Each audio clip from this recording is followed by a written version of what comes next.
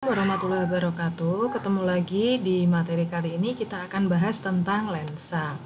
Jadi lensa adalah benda bening yang memiliki permukaan berbentuk cekung atau cembung dan berfungsi untuk membiaskan cahaya. Nah, di sini ini adalah gambar dari lensa cembung. Lensa cembung ini bersifat mengumpulkan cahaya atau yang sering disebut dengan konvergen, yang fokusnya bernilai positif. Jadi nanti bayangannya tergantung letak dari bendanya. Bayangannya akan di mana tergantung letak bendanya di mana. Dan yang kedua adalah lensa cekung. Ini adalah gambar lensa cekung. Bersifat untuk menyebarkan cahaya atau divergen. Nilai fokusnya negatif, sifat bayangannya pada lensa selalu maya, tegak, diperkecil. Nah, untuk nanti pas masuk persamaan, hati-hati kalau dia ngomong lensa cekung, fokusnya selalu negatif. Jadi kalian langsung masukin F-nya minus berapa gitu ya. Dan untuk lensa cembung, fokusnya selalu positif. Untuk persamaannya, contoh real dari lensa ini yang paling gampang adalah kacamata ya. Untuk persamaannya masih sama, 1/F sama dengan 1/S ditambah 1/S aksen, sama dengan yang kemarin kita belajar cermin.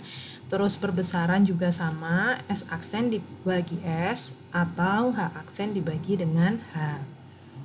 Nah, ini adalah F masih fokus, S masih jarak, S aksen jarak bayangan, M-nya perbesaran, H tinggi benda, dan H aksen adalah tinggi bayangan. Ini masih kita pakai selama kita belajar optik, ini sama persamaannya.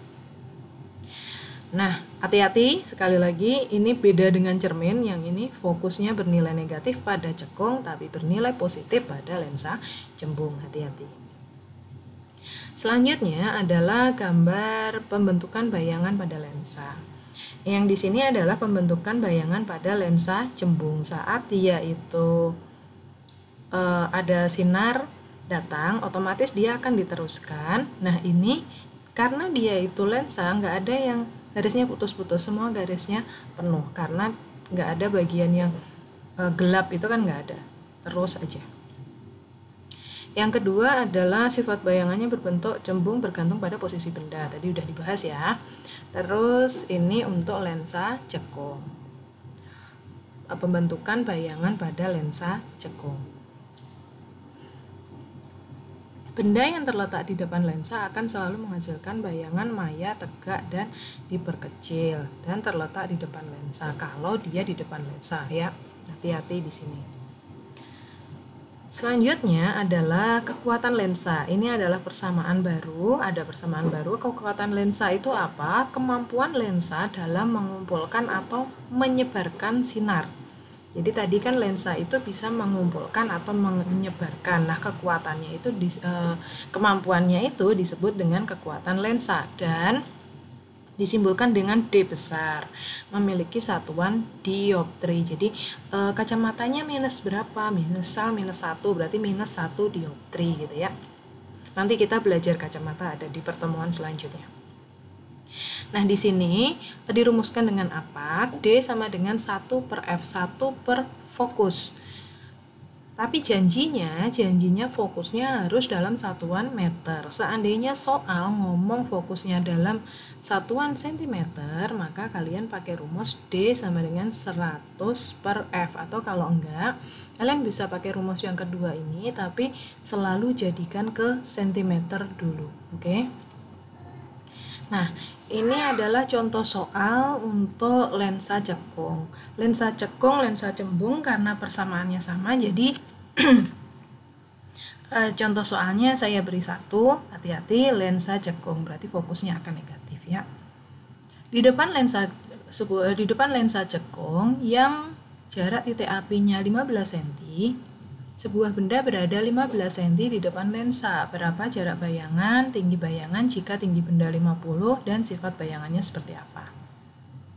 Nah, kita tahu persamaannya kan 1/F sama dengan 1/S ditambah 1/S aksen. Kita masukin dong, kan jarak bendanya tadi 15.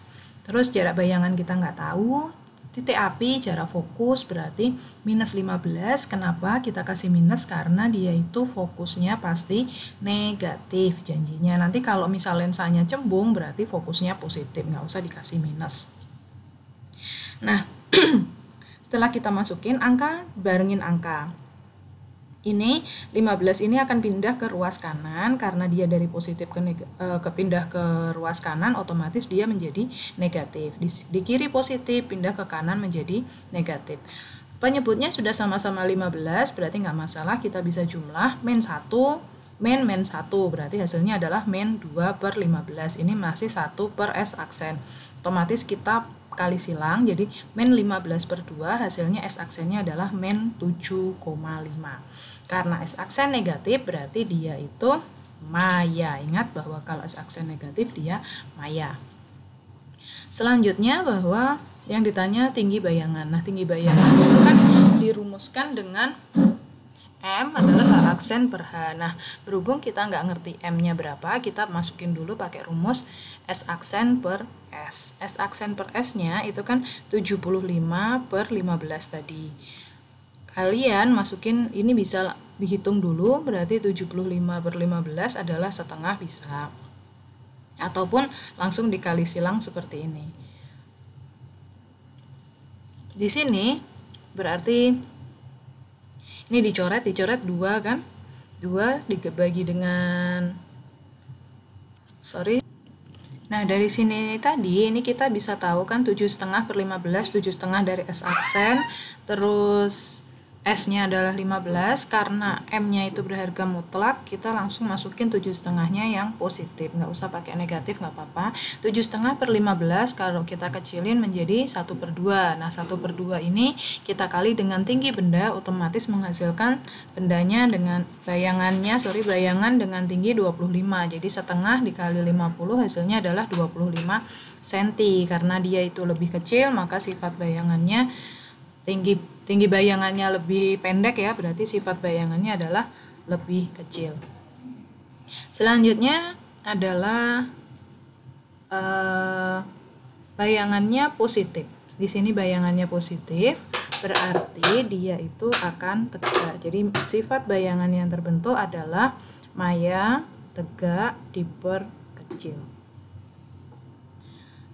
Terus contoh soal untuk yang kekuatan lensa. Di sini, kepotong ya. Kita lanjutin ya, maaf tadi trouble. Berapa dioptri kekuatan lensa yang jarak titik apinya adalah 25. Kita tahu bahwa jarak titik api adalah sama dengan nilai fokus, dan kekuatan lensa itu kan dirumuskan dengan P sama dengan 100/F. Kenapa kita pakai 100/F? Karena ini tadi satuannya senti, janjinya kalau fokusnya menggunakan satuan senti, otomatis kita pakai 100/F. Ini tadi di depan itu kan saya bisa kasih simbol D, jadi bebas bisa D dengan dioptri atau P kekuatan lensa.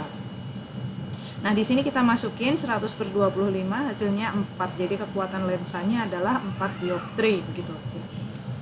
Selanjutnya adalah soal yang harus kalian kerjakan. Tolong nanti di-upload di KI 3. Sebuah lensa cembung memiliki titik fokus 10. Hati-hati, lensa cembung berarti nanti fokusnya adalah positif.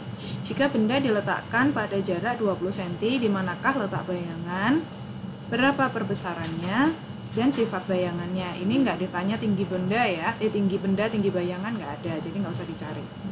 Terus nomor 2, sebuah lensa cekung. Hati-hati, lensa cekung fokusnya 10, berarti nanti fokusnya nilainya negatif. Jika benda diletakkan pada jarak 30 cm, di mana letak bayangan dan berapa perbesaran. Terus ini tentang kekuatan lensa. Sebuah lensa jarak titik apinya 40 cm. Berapa kekuatan lensa tersebut? Ini hati-hati, cm berarti kita pakai P sama dengan 100/F. Selanjutnya soal yang keempat, sebuah lensa cembung mempunyai titik api, jarak titik api berarti ini fokus 15 cm.